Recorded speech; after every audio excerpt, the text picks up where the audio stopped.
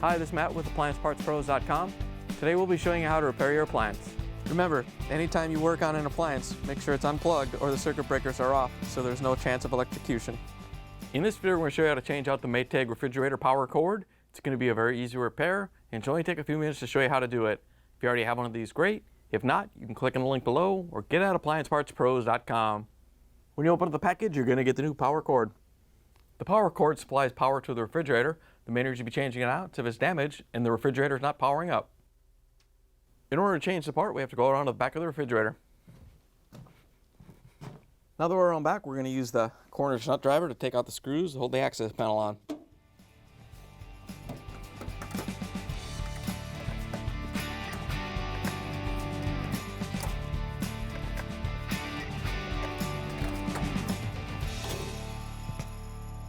Once you have the screws out, we have to lift the power cord out. It's just held in by this little plastic fitting. So we're just going to lift up on it. Once you have it out, you can pull the access panel off the machine. Now that we have the access panel all the way, we have access to the power cord. Plugs in up here to the wire harness.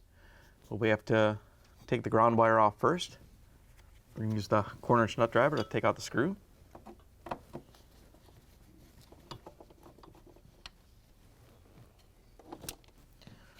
Once you have the screw out, we can just unplug the wiring harness for the power cord. It just has a locking tab on each side. You have to squeeze and pull off.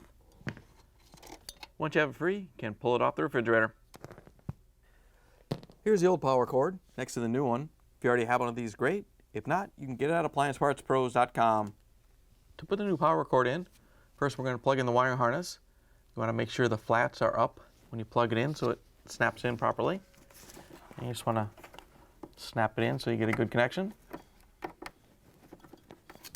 Then we're going to route the ground wire. And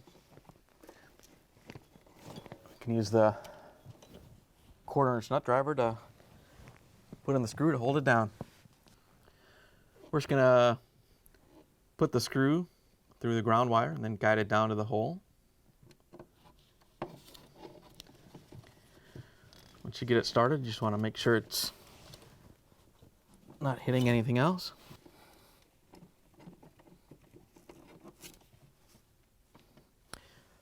Once you have it tightened down, we can put the access panel back on. To put the panel in, we're just going to lift up the cord, line up the cutout for the cord, and then there's this little slot that goes around the power cord that we have to line up and push down onto the panel. Once you have it bottomed out, we can lift it up into place. And then we can use the quarter-inch nut driver to put in the screws.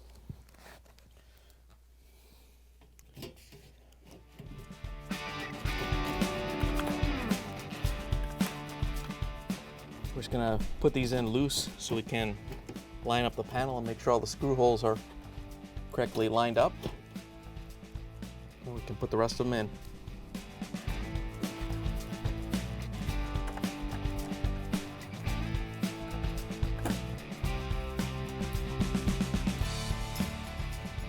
Once you have the screws tightened down, you can plug it back in, take it for a spin. Thanks for joining us for another successful repair brought to you by AppliancePartsPros.com. Check out our other repair videos on our site, Facebook, and YouTube.